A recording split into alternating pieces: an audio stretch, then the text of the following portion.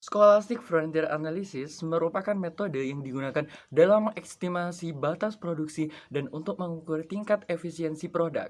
Dalam pembahasan kali ini, kelompok 7 menggunakan dua output, yaitu estimasi batas produksi dan mengukur tingkat efisiensi produksi dengan menggunakan software Frontier.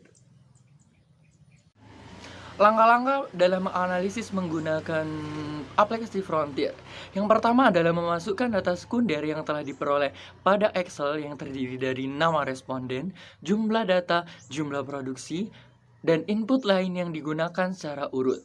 Nomor 2 adalah dalam data Excel, nama responden diganti dengan penomoran angka dan jenis data. Yang digunakan adalah data cross-section, ditulis dengan angka 1. Selanjutnya, data diubah dalam bentuk len atau log natural dan disusun dengan 6 digit di belakang koma. Yang keempat adalah data disimpan pada folder Frontier menggunakan extension.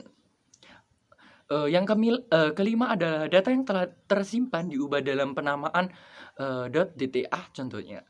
Yang keenam adalah data diolah menggunakan file Frontier X. Pada slide selanjutnya terdapat tabel yang menunjukkan tentang baris pertama yaitu jumlah responden, kemudian baris kedua yaitu jenis data cross section. Karena di sini data tersebut berjenis cross section, maka dapat ditulis dengan angka 1. Kemudian selanjutnya jumlah produksi, kemudian diikuti dengan input lain yang mendukung seperti luas lahan, jumlah pohon, pupuk kandang, pupuk ponska, pestisida, dan tenaga kerja. Di slide 4 dijelaskan input data responden nomor 1 sampai dengan 29. Kemudian slide berikutnya yaitu input data dari responden nomor 30 sampai 50. Kemudian terdapat hasil output dengan interpretasi sebagai berikut. Berdasarkan hasil output diketahui jika nilai LR sama dengan 7,13 dan nilai kode PAM yaitu 5,13, maka LR lebih kecil dari KP, yaitu pada analisis ini hipotesa untuk H0 ditolak dan diterima hipotesis H1 yang artinya bahwa di dalam daerah penelitian terdapat kasus inefisiensi.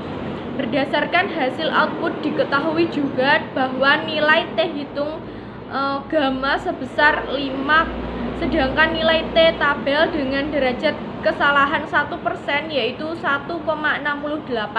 Maka T hitung lebih besar dari T tabel yaitu 0,5 atau 50% error trim disebabkan karena inefisiensi.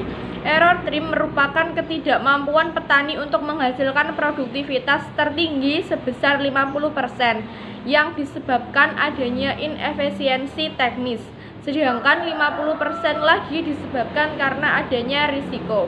Sehingga model ini cocok untuk kondisi data yang tidak kita miliki. Baik, untuk interpretasi selanjutnya yaitu beta 1 mempunyai nilai T hitung sebesar min 8,64 dan juga T tabel dengan derajat kesalahan 1% sebesar 2,69. Maka T hitung kurang dari T tabel yang artinya bahwa input X1 tidak berpengaruh terhadap produksi atau tidak berpengaruh dalam peningkatan atau penurunan produksi.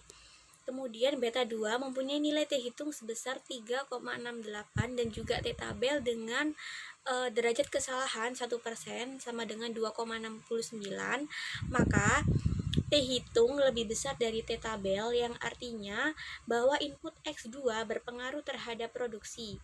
Jika input X2 dinaikkan sebesar 1%, maka outputnya akan meningkat sebesar 3,68%. Selanjutnya beta 3 mempunyai nilai T hitung sebesar 0,28 dengan T tabel 2,69, maka T hitung kurang dari T tabel yang artinya bahwa input X3 tidak berpengaruh terhadap produksi atau tidak mempengaruhi peningkatan atau penurunan produksi. Beta 4 mempunyai nilai T hitung sebesar 0,98 dan juga T tabel 2,69, maka T hitung kurang dari T tabel, yang artinya bahwa input X4 tidak berpengaruh terhadap produksi atau tidak mempengaruhi peningkatan dan penurunan produksi. Beta 5 mempunyai nilai T hitung sebesar 9,96 dan juga T tabelnya 2,69, maka T hitung lebih besar dari T tabel, yang artinya bahwa input X5 berpengaruh terhadap produksi. Jika input X5 dinaikkan sebesar 1%, maka outputnya akan meningkat sebesar 9,96%. Selanjutnya, beta 6 mempunyai nilai T hitung sebesar 95,72 dan juga T tabel sebesar 2,69, maka T hitung lebih besar dari T tabel, yang artinya bahwa input X6 berpengaruh terhadap produksi. Jika input X6 dinaikkan sebesar 1%, maka outputnya akan meningkat sebesar 95,72%. Ya, selanjutnya ada output yang kedua, yaitu mengenai tingkat efisiensi teknis, yang mana di sini ada 50 responden atau 50 petani.